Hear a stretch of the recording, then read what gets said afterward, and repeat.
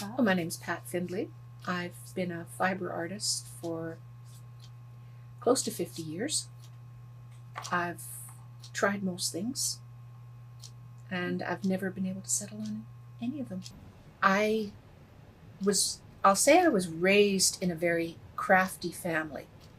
My mother could not thread a needle, but I had aunts who were very active in the craft field in the early years, from my perspective. My father was also a carpenter and cabinet maker, so he had an element of the craft as well. I certainly remember being exposed to crafts when I was quite young.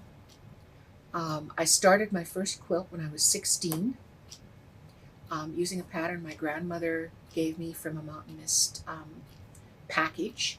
It was called Star of the Bluegrass. I remember when my husband and I were courting, we actually worked on the quilt together. Since I've done it all, I use elements of everything I've done in my work. I see all this as a puzzle. If I see something, I want to know how it was made. And I will drive myself to figure that out, whether it means going to books or taking a class or whatever. And I think this even shows in my work. What I've got now is not fantastic artistic work. It's far more technically driven. When I'm approaching a piece, I'm usually driven by color. And I'll start with a color in mind, or I'll start with a yarn or a piece of fabric. And I'll gather together, over a period of time often, things that work with that color. I have no design in mind. I just have things that will work with that color. This is a very contemporary technique, but what I've done is I've done this with very traditional couched metal thread. I've used copper instead of gold. That took hours. However, I've incorporated the tradition or the more contemporary work with chip beads, in this case red jasper. And for the features on this, I actually took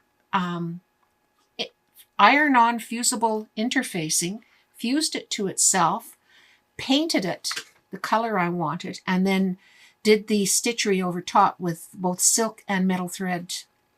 They're plastic drinking straws, which I've cut up, and I have glued silk and other fabrics to them.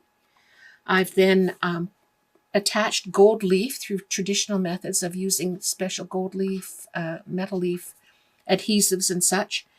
Then I have wrapped them with a variety of threads. The piece itself is whole cloth.